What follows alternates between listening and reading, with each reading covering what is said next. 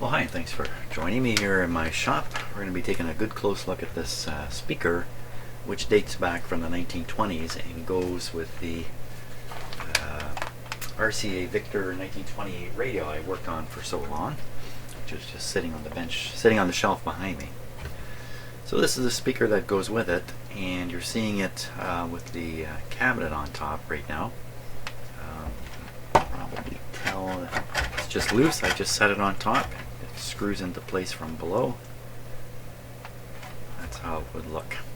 So we're going to check this thing out and try to decide what, if anything, to do with it. And I have a bit of an assignment now. Mr. M, you're looking at the back of your speaker here and you're seeing that. And, oh my gosh, what has happened? Well, yesterday when I carried this in, last night when I was getting ready, at the end of the night, I was carrying this, ooh, shame on me, like this, and two pieces just flaked off of here with virtually no pressure on them. It's okay, I've got the pieces, I can glue them back in. Not to worry, Mr. M, this will look just fine when it's done, but I have to be very careful about how fragile all this actually is. So there's the speaker in the back. We'll take a closer look at it in a moment. Let's go back to the front here. The front has this great plate on it, nameplate on it. Let's take a closer look at it.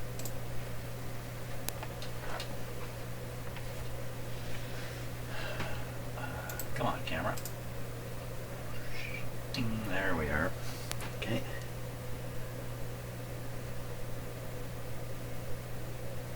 Westinghouse oval cone loudspeaker. Canadian Westinghouse Company Limited, Hamilton, Ontario. Now, you know, I know where this factory used to be. It was kind of down in a valley, and you could see it driving by on some highways that pass right through Hamilton. So it's an old factory down there. LK. That's the initials. Maybe that's the company that made the plate. Who knows? This has got to be dating from the late 1920s. It may or may not be just as old as the radio we've been looking at. It may have been purchased with the radio. It seems to match. Some photographs I've seen on the internet show a different style speaker. Who knows? Westinghouse, a speaker with an RCA radio. Okay, so let's take off this cabinet here and I'll set it aside.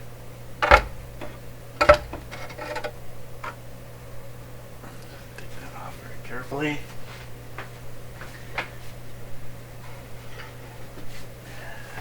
Okay. So the cool thing about this is, you know, it's 1928. There aren't a lot of speakers around. That's why I think this might be a little later. It might be 1930 or 32. I really don't know for sure. There's no date information on the speaker itself. So we'll just continue to pretend it's the late 1920s. A lot of speakers were those big cone guys. I have one sitting here somewhere. Not in here. It's not in my shop here. It must be somewhere else in my house right now. So you know, I don't really know how many paper cone speakers there were on the market at this point. Probably quite a few, because the radios had just developed the strength to drive speakers effectively, you know, in the previous couple of years. So I would have everybody be swapping out their headphones for some kind of speaker. And you can see this one definitely has some mileage on it. You know, something's going on here, something's happening down here, and there's something going on up here. We'll take a closer look at these degradations, I guess you could say, in previous repair attempts, while I'm thinking about what to do about this cone, if anything. And then on the back, the interesting thing here is that this is really you can really see the bones in this guy. Here, let's just get a little closer.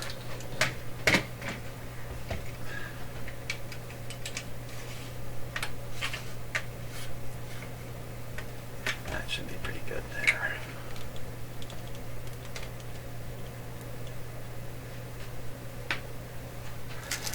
These are the little pieces of wood I knocked off the cabinet. I'm going to go put them with the cabinet here.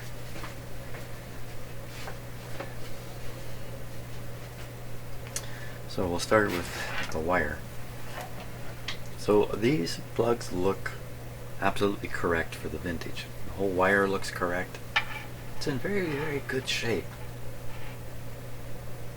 So you gotta kind of wonder, how did this manage to get all the way to 2018 in this kind of condition? So, I'm gonna take, so this may be a replacement cord in some way. Sure looks original to me. It comes up to this can here, which I can guess is a transformer. Probably a good guess. It looks like it might even be an auto transformer. Not an automobile transformer, but a self transformer, I guess is maybe what that means. So we'll take a look at the magnetic arrangement here, and wow, you can really see the horseshoe magnet. I mean, it's just leaping right out at you here. I mean, this has to be the magnet, I would think. And then up on top here, we've got some unusual shapes.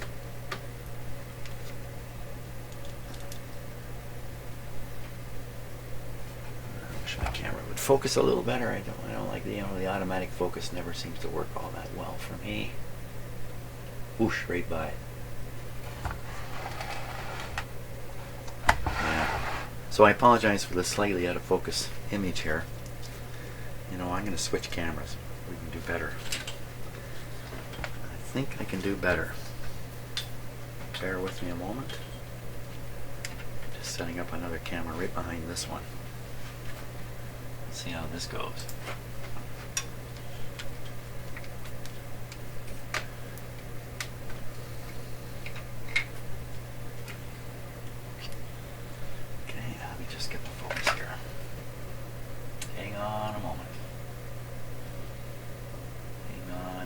Moment here.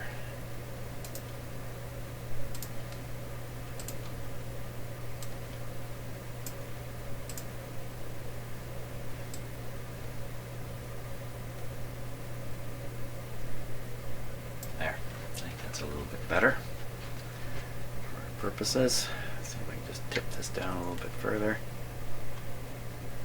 There we are. That's good. Okay, so once again, horseshoe. Now, if you look really carefully, you can see that this is a separate piece from this.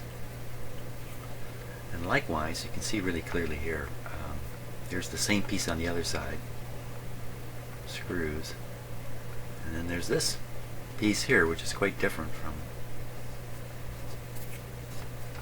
I don't know. And then, they're right in between that little rectangular piece of slightly shiny metal there. Let's see what we got going here. Let me get myself my magnetism detector. There it is.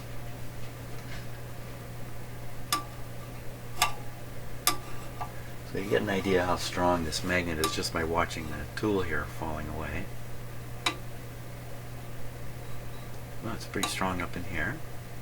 The other side. Not particularly strong.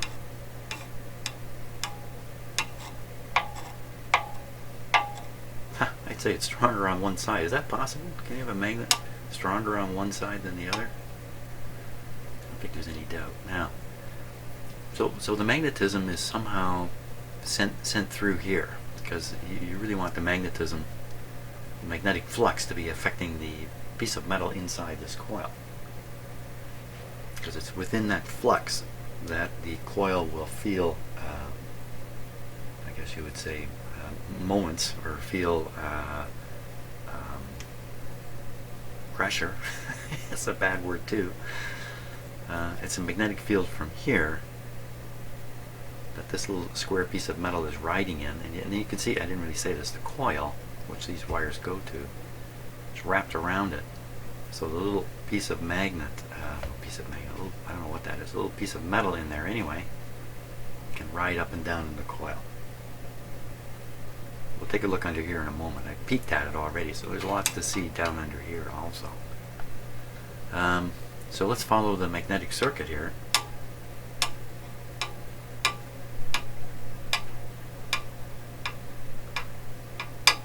There's next to nothing happening in this area. It sticks here. Quite strong right up to the end. We'll go the other way now. Very strong in here. Very strong. It's very, very strong in here. Nothing in this. I'm sure this is metal. Maybe this is brass or something that's non-magnetic. This piece. And likewise this piece. So I can see what they're doing now. They're taking the magnetic flux present at the end of these the horseshoe magnet poles, conveying it through this piece of metal and kind of directing it or focusing it right in on this. Now if I tap this, you can kind of hear it coming out of the speaker. Oh, this piece of metal is connected to the cone.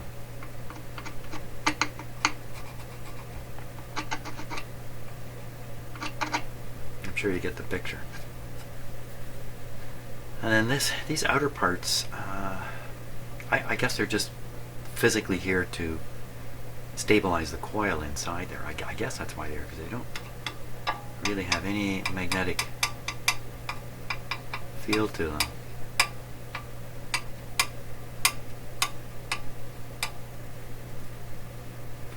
Okay, so pretty simple, eh? Pass a little electricity through these wires, and that's going to cause this bar to want to go up and down. Let's see how it's connected in here. Take my camera here.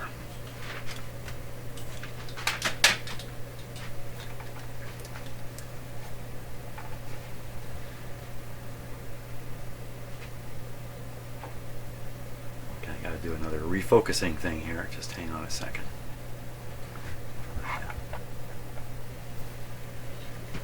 Focus this a bit. And we can take a closer look at everything here, actually.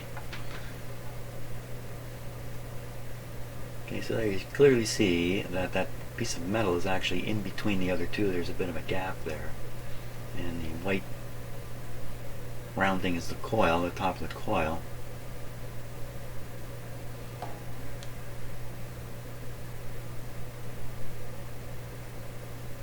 These screws do look kind of brassy, don't they? Now we'll go down underneath here and we'll see how this is actually hooked up to the cone. So there's a cone at the back. There's a dowel coming forward, hooking up to, well, that literally is the bottom of that metal bar. It's going up through the coil.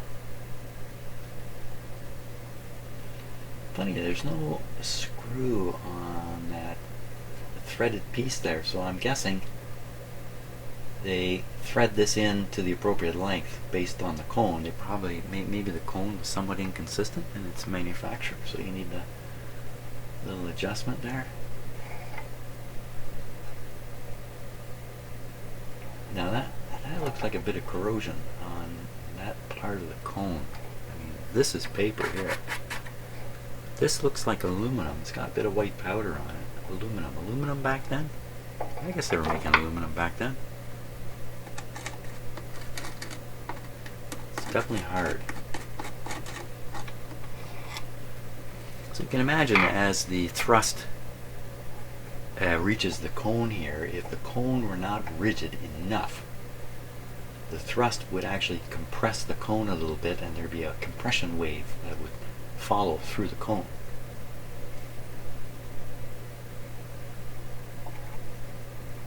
Well, you really kind of want the whole cone moving rigidly.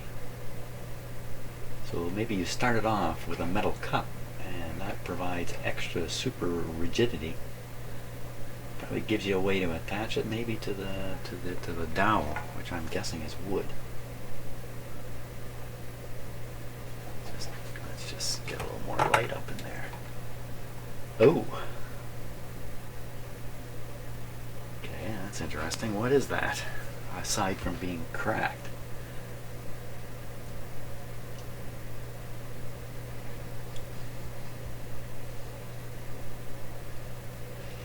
There you can see the wires rising up into the coil.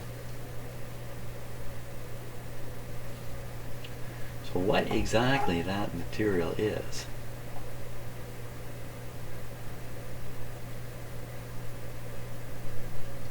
I don't know. I can't do anything about it. I'm not getting in there. That's tucked up way inside here. Yeah, I wouldn't dare fool with that. Now this is kind of like it. I think this bar. I don't think this bar moves up and down. I think it's being yanked back and forth. Let me point. Literally point with my screw this way and that way. It's being yanked. How would it be yanked back and forth?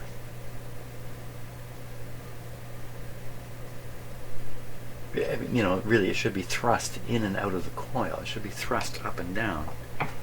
So if you think about the up and down motion, how does that translate into the cone moving at 90 degrees to it?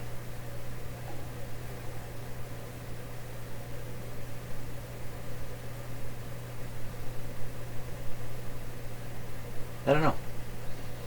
It works. Maybe just going up and down a little bit, it somehow translates enough into the cone, but it doesn't quite add up in my head. But it works. It works. So we're not gonna dwell on that at all. There's no voice coil hidden. Well, there is kind of in a way. I was gonna say there's no voice coil you got to worry about rubbing. But I guess these things can rub around it. I don't know. Not much you could do about it, is there? What could you possibly do if there's kind of a... This isn't exactly high fidelity. Hey, let's take a look at this transformer now. Is there anything written on it? Or what I believe is a transformer.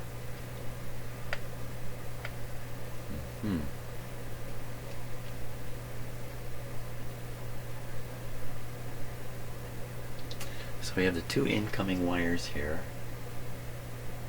One goes to a terminal by itself. The other one goes to a terminal and then finds a wire that goes to the, let's call it the voice coil.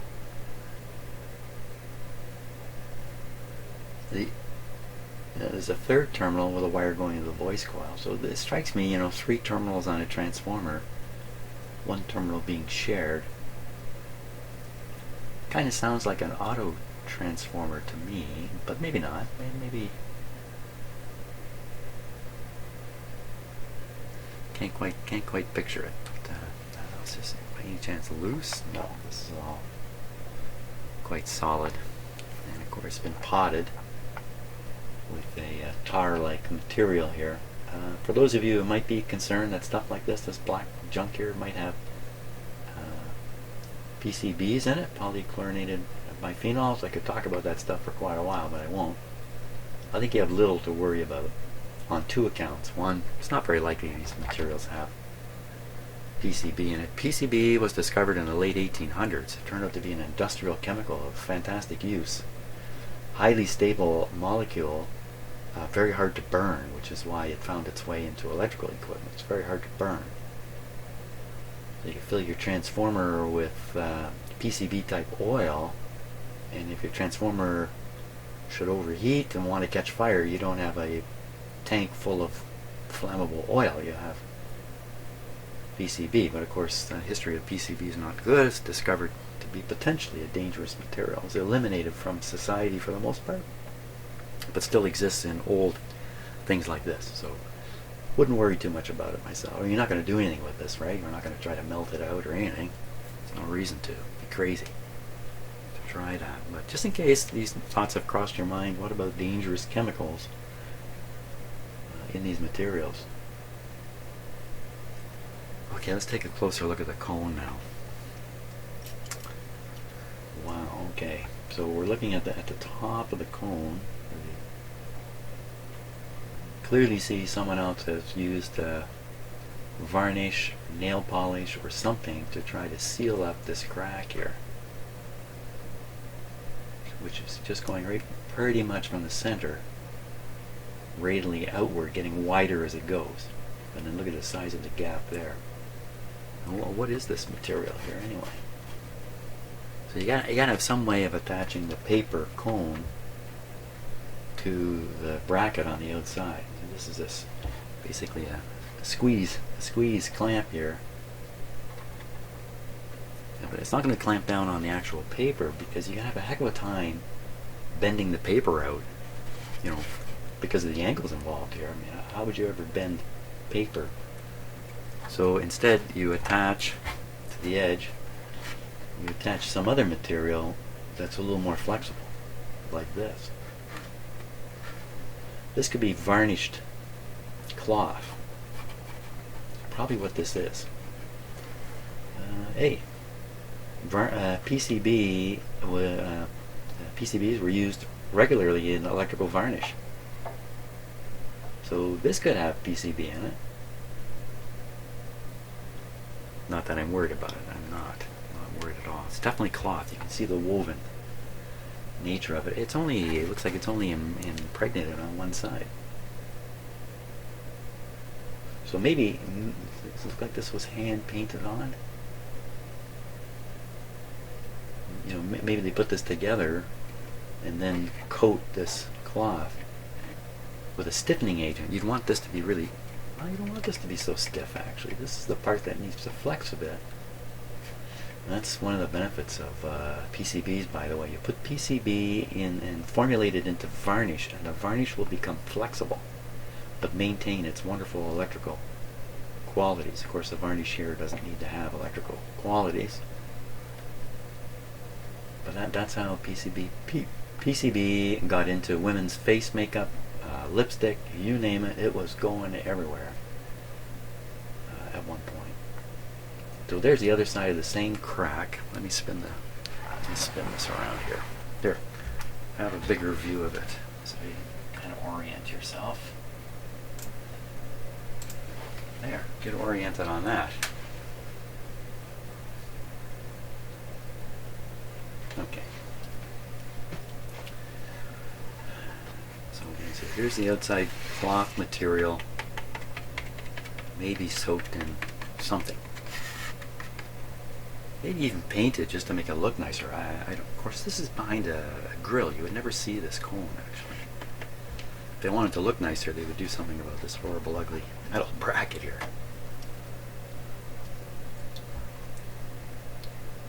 Actually, 1, 2, 3, 4 pieces of metal here. Separate pieces of metal.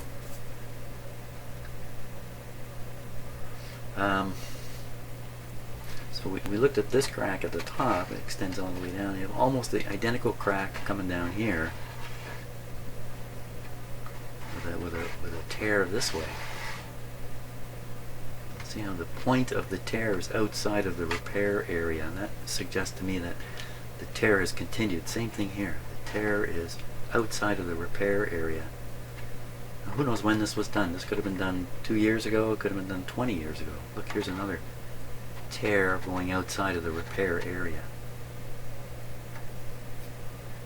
And he's repaired it with something like, I don't know, fingernail polish or varnish. It's very stiff, but then this whole thing is as stiff as can be.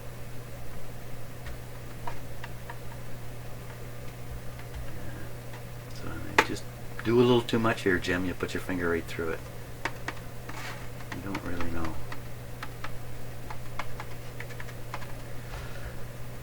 So, you know, what would happen if we just left this the way it is, exactly the way it is, and just let it go?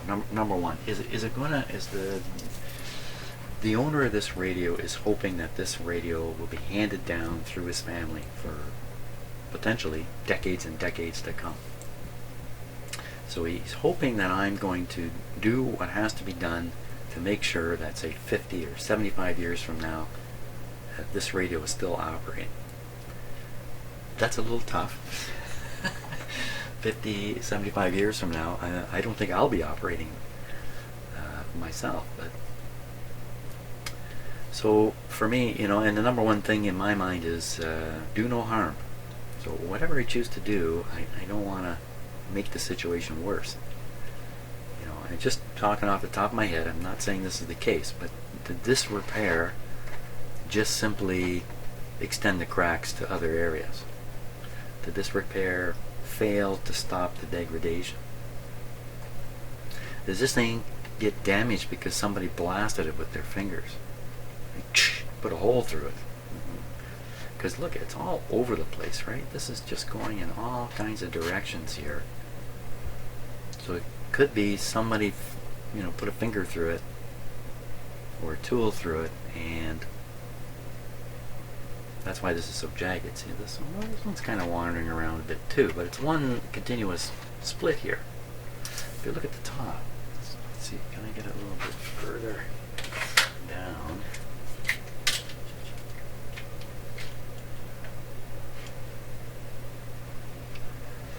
So again, like there's a repair here done with tape. Somebody taped over this at one point. There's more tape here, and someone's come along and removed the tape, probably in favor of this. I don't know, they could have done this and this at the same time. Why, if you were going to put tape over top of this hole, would you run it way up onto the cone? Why don't you just put a nice piece of tape right in here?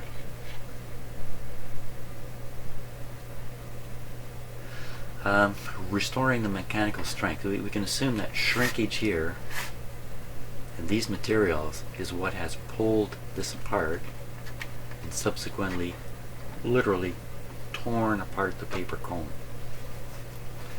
If we look over here and here, see really very little evidence of shrinkage. But what I would imagine happens is if this material is going to shrink, it's going to shrink from one edge or the other, depending upon how pinched down and held in place it is along here. If it's really locked down, I think we would see something up in here. It's really not locked down here because it's slid back. But if it was really locked down solid, then I would imagine the shrinkage would be shared at both ends, and this would split open. You'd have a tear working its way down this way. So somehow it seems to be this. I'm assuming it's this material. I don't think the paper cone is going to shrink. It's locked in really tight on the sides here, and so another thing too is the because if you think about how much material there is vertically here, it's just this amount. If you think about how much there is horizontally, it's like this amount, even that amount. So what I'm suggesting here is the shrinkage in this much of the material causes a force here that results in the tear. The shrinkage in this much material can't develop a similar force here. So no tear or very, very small separation. You can see very small separation there. The original building of this, I'm going to assume they understood that you had to have an airtight seal at the front of the speaker. And that's kind of a common sense kind of thing. It doesn't take a lot of brain power to figure that out. If this was Swiss cheese, it wouldn't push much air. But in this, and normally when you put a speaker into the cabinet, you seal the front here with the cabinet opening, so the air you're pushing in the front can't sneak around the edge of the speaker to get behind. That's where it wants to go, right? As the speaker moves forward, you get bunched up air here. It's got to go somewhere. You're hoping it kind of just a wave of motion goes out through your whole room. But there's a good chance at the same time, back up, at the same time the cone moves forward, there's a vacuum developed back here, sort of. Not a vacuum, of course, but a lower pressure. The lower pressure there, higher pressure here. What do you think the air is going to do? It's just going to slip right over top of this and fill the gap, and therefore that air won't be projected forward. So most modern speakers, or all modern speakers, this front part is sealed against the cabinet very, very tightly.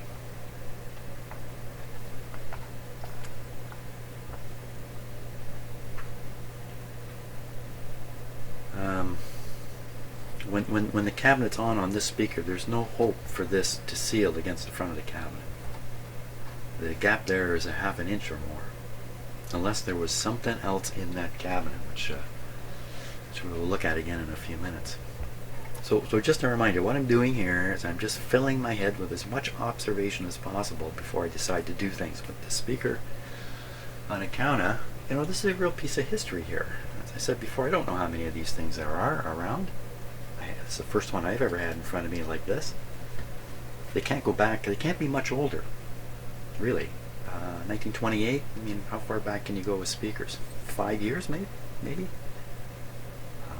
This is a manufactured speaker coming out of a factory, so and it works. And the thing is, it works. I don't want to do anything that messes it up. What else is there I could observe about this guy here? Not much, I don't think. There's some writing here.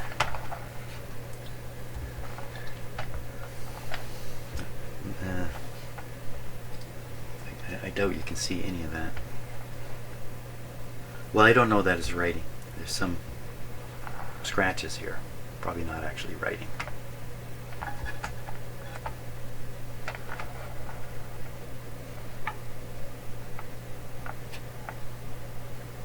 So the purpose of the transformer then is probably like any other arrangement like this. The tube radio can produce a pretty good change of voltage or pressure coming out of the output tubes.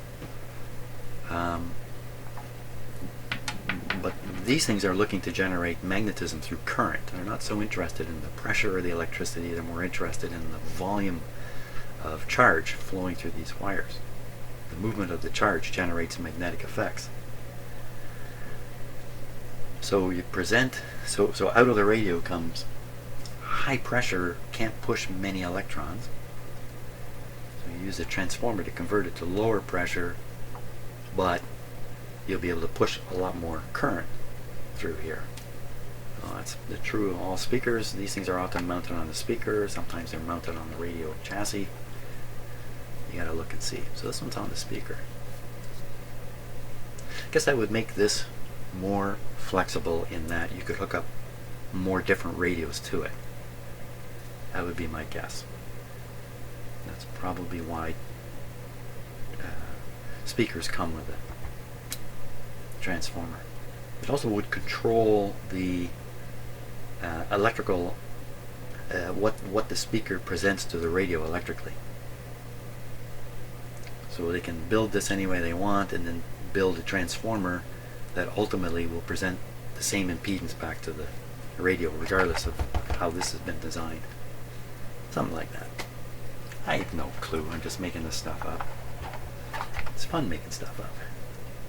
Okay, so I'm getting enough time now. No more observations are coming. Let's put some sound through this thing and listen to it.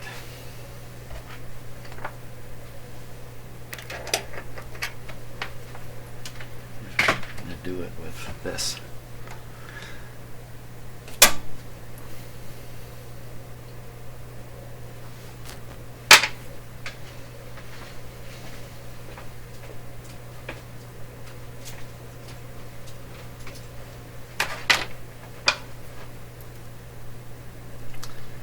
This is going to put in a signal of, I don't know offhand exactly what voltage comes out of my machine here, but okay, I didn't hear anything yet. Let me get this, see if I can stop standing in front of my camera here. Okay, so we're hooked up.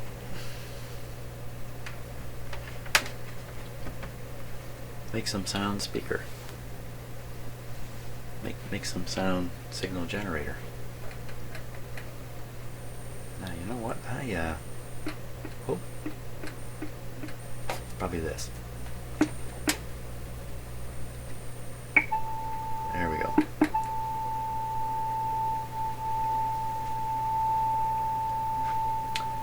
Now the microphone you're listening with is just right here.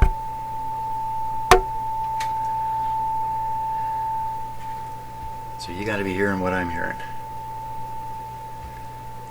Now we'll take it down to a low frequency. There's a chance this thing buzzes with all this damage. Let's see. We should probably hear it in low frequency, and just want to listen to the sound effects as I lower it.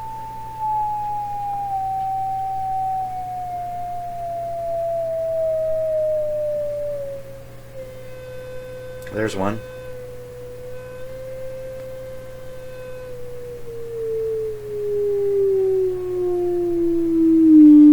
Let me turn it. It's getting a little loud here.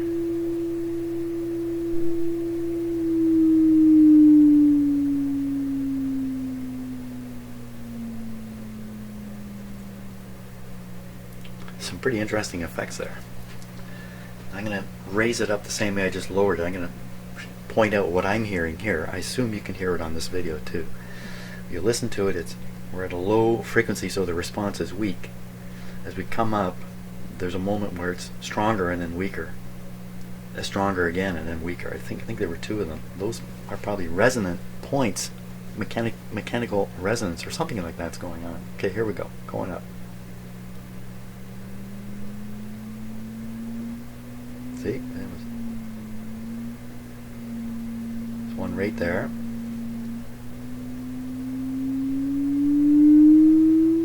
Okay, there was one right here.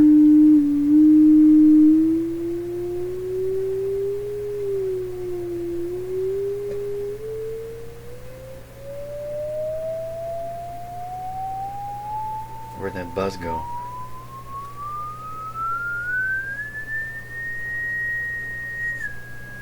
Where'd that buzz go?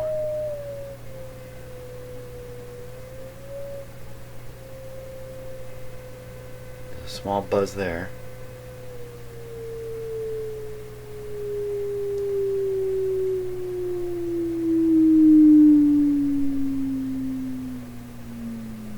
Interestingly enough, just before it really rolls off, it has a rise, I think, and get down to low frequency. There's a bit of a rise to it, which might be handy in a way. Compensate for the radio signals lack of bass or speaker generally. Let's go see how high this thing will go. Okay, so we're going up from here. Okay, so I can't hear it here. Come down.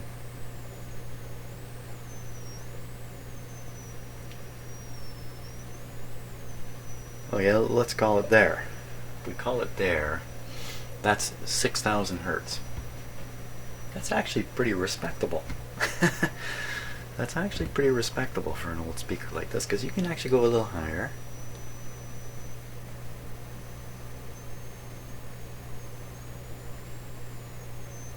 Seven. You can probably turn it up.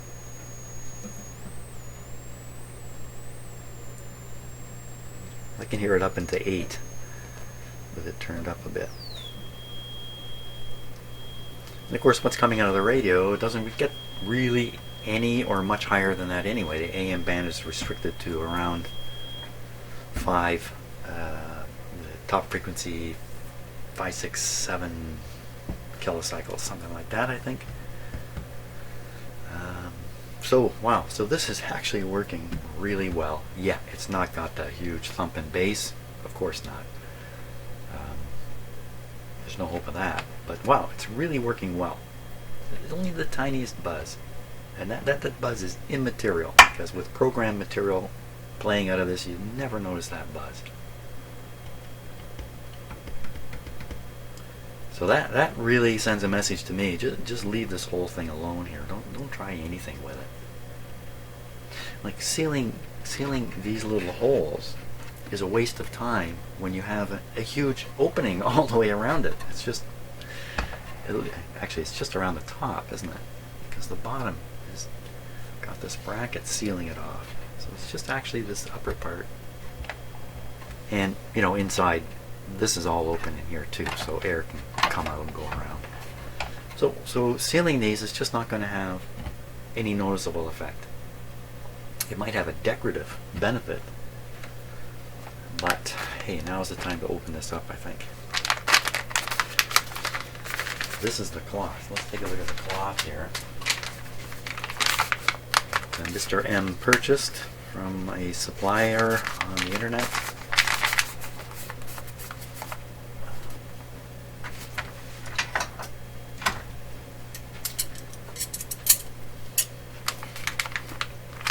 I do not want to cut the cloth.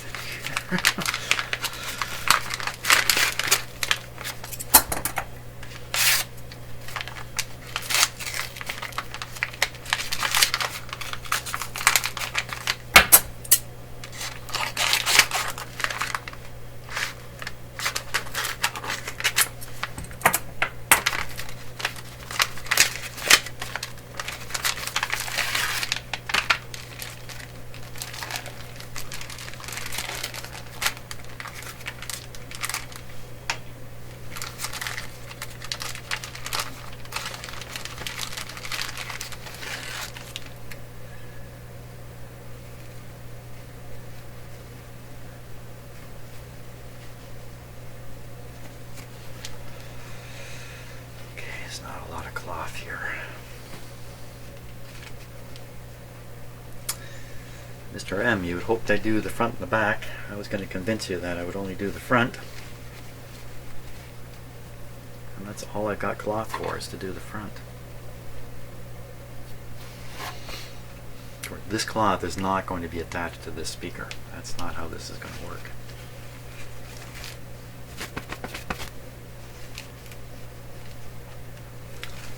Get rid of all those wrinkles in that. Nice piece of cloth though. It's going to look great.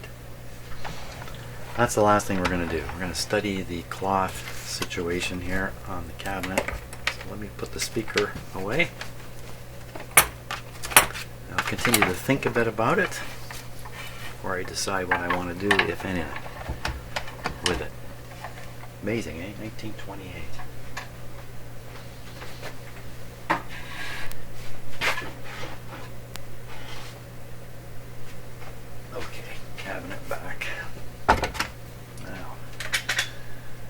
Challenge here is, how am I going to put this cloth in?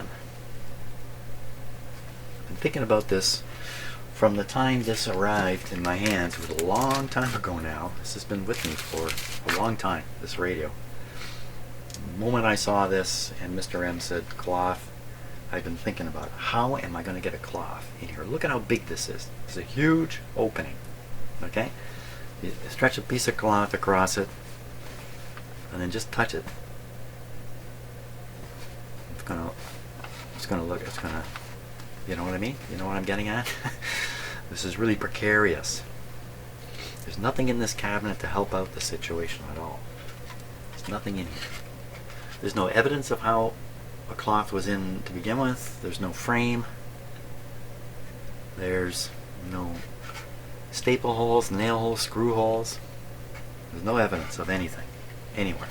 I've looked at it for hints on how to put in a piece of cloth. So this isn't as easy as you know, stick it in there and hit it with a pile of staples. No, that's not going to work. And I've considered a number of things: building a frame, putting this on the frame, installing the frame.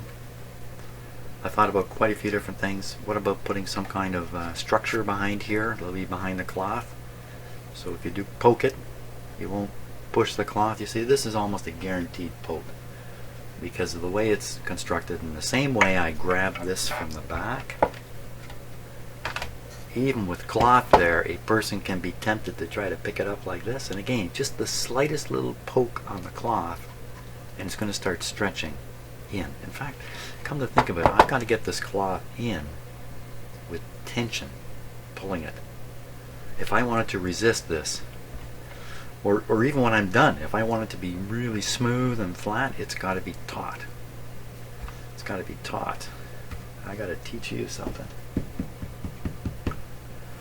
So my best idea so far, I'll throw it on here, and I'll read the comments that come on this video, because perhaps one of you, perhaps you, have done this kind of thing and you know some tricks. I've never actually done one this difficult. Here's my thinking. I will cut a piece of wood, basically bigger than this hole, a little bit bigger than this hole, an oval piece of wood, nicely shaped, carefully shaped, match the hole, but about the size of this band, maybe a little bit bigger. It's not a lot of space in here. I'll then take that piece of wood, put it on here. Of course, this will be ironed out, or the creases will be gone. Fold the cloth over onto the back of the piece of wood. Attach it somehow, perhaps with glue. It's a temporary thing anyway. But maybe I use a nice, big, thick piece of wood, I can be tacking in nails. Nails I can pull out and put in, pull out and put in, or staple. Staple would be a good idea. All around, so this is basically like this. On the back of this piece of wood. Okay, so now we got it on the piece of wood. We take it and the piece of wood, put it inside. You have to imagine this now. I don't want to actually try to do it. So we'll pretend this is the piece of wood with the cloth in front of it. So I've got it up inside. My plan now is to put a bead of glue right around the outside edge of the cloth, or maybe on the outside edge here, or maybe on both. Your basic white glue, something like that. And then, of course, with this down on its face, push the board with the cloth onto it.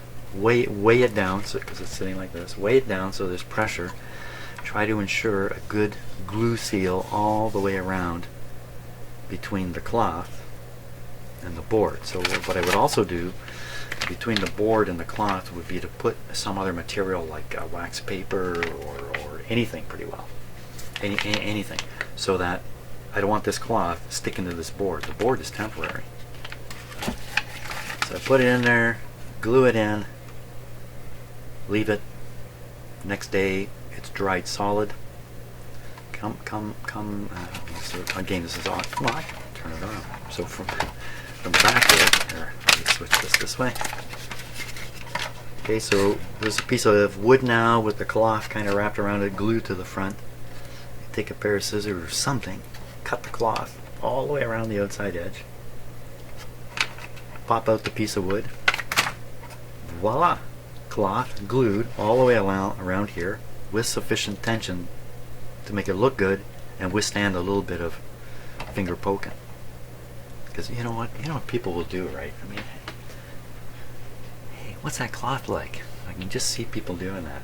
And if this is in any way not done plus fort, that's French, by the way. My very limited French coming through. If it's not done with strength, then even transporting it's going to be scary. Everything's going to be scary about it. That's my plan. That's the best approach I've come up with after about 6 months of thinking about this, and the last couple of days thinking really hard because it's in my face now. All the other approaches I'm not going to talk about because all of them have horrendous problems. This one has a chance of success, I think. So I think that's it for, wow, almost 50 minutes of me talking about this speaker. Well, I don't think I'm going to do anything with it right now because, again, I'm going to let this stuff steep in my brain cells in case there are better ideas and comments are going to come. The problem right now is I'm well behind at posting videos, so I won't be reading comments about what I just did now, and today is the 7th of February, probably for 4 or 5 days. But luckily I have a lot to do on the radio itself, so I'll bring the radio chassis back in here and we'll do the final radio work while I come to terms with the speaker grill cloth. Thanks so much for watching. I hope you found that interesting, even though I didn't turn on my soldering iron. Oh my gosh. See you on the next video.